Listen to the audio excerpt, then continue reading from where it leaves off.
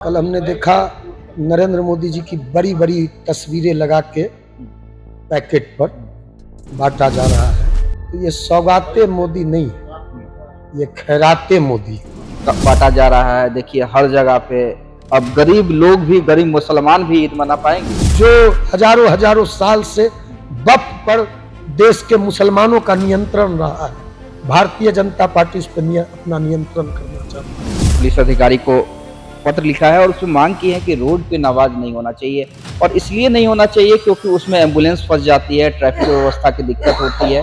क्या देखते हैं, ये मांग कितनी जायज लगती है? साहिर लुधियानवी का नज्म था, ना हिंदू बनेगा ना मुसलमान बनेगा, इंसान की औलाद है तू, इंसान बनेगा। जब से भारतीय जनता पार्टी के हुक्मरान आए हैं, इनकी हुकूमत आई है, इनकी सल्तनत आई है, यह हिंदू मुसलमान शमशान नवरात्रि में मटन की दुकान बंद करा दे।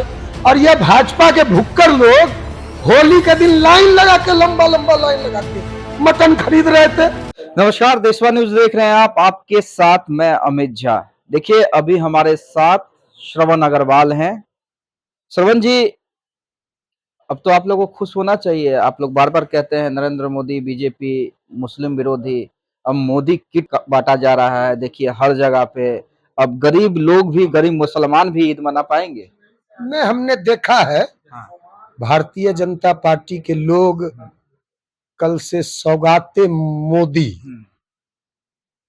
किट बांट रहे हैं। कहे कि इस बार जो 31 तारीख को ईद होगा, ईद में नरेंद्र मोदी जी मुसलमानों को सौगाते मोदी भेजे। और कल हमने देखा नरेंद्र मोदी जी की बड़ी बड़ी तस्वीरें लगा के पैकेट पर बांटा जा रहा है। तो ये सौगाते मोदी नहीं, ये खैराते मोदी।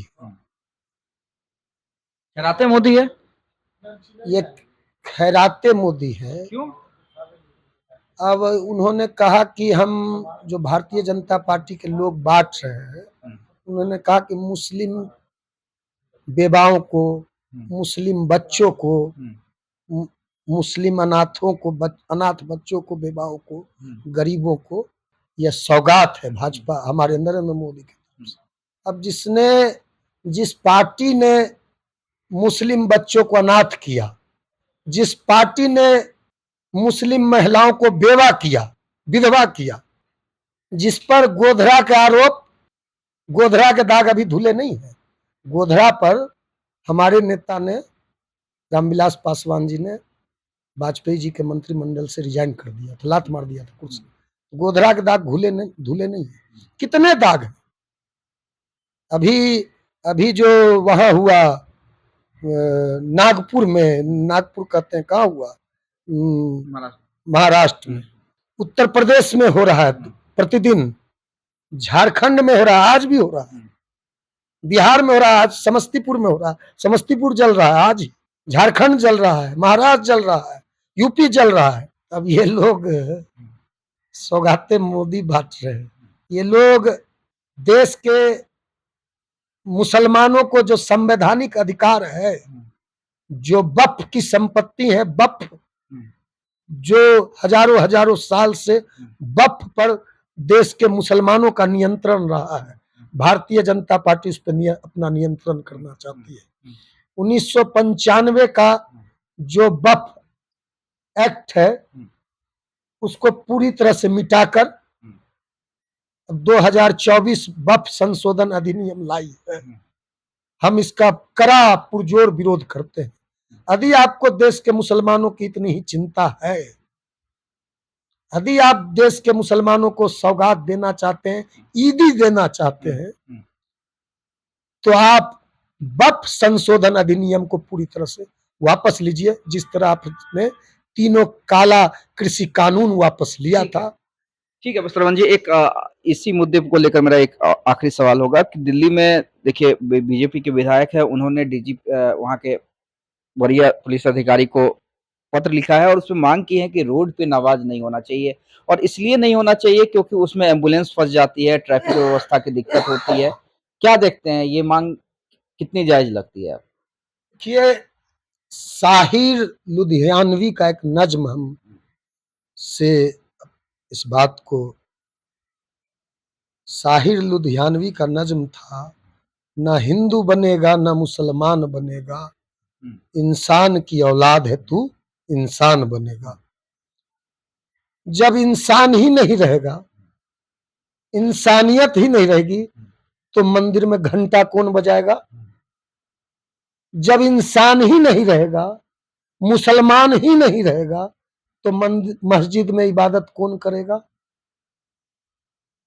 आप जिस तरह का नफरत पर ये इस 10 वर्षों में, यह 10 वर्षों के पहले हम लोग जब सुबह उठते थे सोकर, तो आजान, आरती और आजान दोनों की आवाज हमारे कानों में आती थी।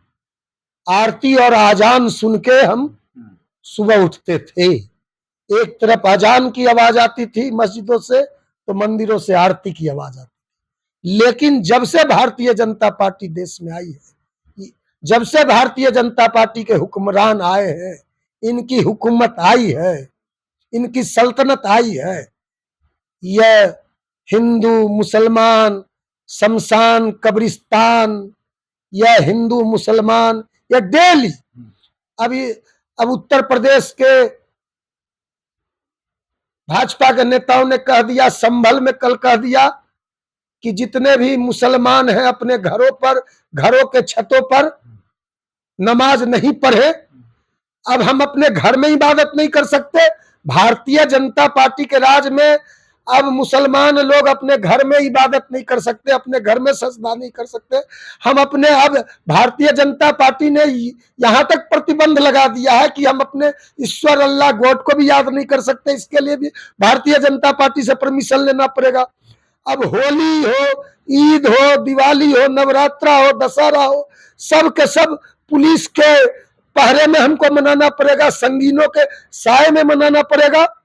अब आप कहते हैं कि रोड पर नमाज नहीं पढ़े, डिस्टर्ब होता है। तो आप देख लीजिए, रामनवमी आ रहा है 6 अप्रैल को, है ना सर? पूरा यहाँ डकबंगला से लेके पूरा स्टेशन गोलंबर आपको गाड़ी नहीं चलेगी। सारा रोड इंक्रोच कर लेता है भारतीय जनता पार्टी का लोग। रोड पे आप गाड़ी चला सकते हैं। पूरा पूरा पटना में अभी शिवरात्रि खत्म हुआ है 2 महीना 1 महीना पहले, पूरा का पूरा रोड आपने इंक्रोच कर लिया। बड़े बड़े पंडाल रोड पे बना के आप रोड घेर देते हैं। दशहरा में बड़े बड़े पंडाल, बगल में आप डकबंगला पे, हम अभी बैठे हुए पटना में स्टेशन पे लेके, सारे बड़े डकबंगला चौराहा पर बड़ा पंडाल रोड पे बनता है। तब तो कोई मुसलमान नहीं बोलता, तब तो देश का कोई मुसलमान आपत्ति नहीं करता कि आप क्यों घेर रहे हैं सड़कों को, क्यों सड़कों पर आप पंडाल बना रहे हैं, क्यों सड़कों पे आप पूजा कर रहे हैं, क्यों सड़कों पे आप मूर्ति बैठा रहे हैं। तब तो कोई मुसलमान आपत्ति नहीं करता।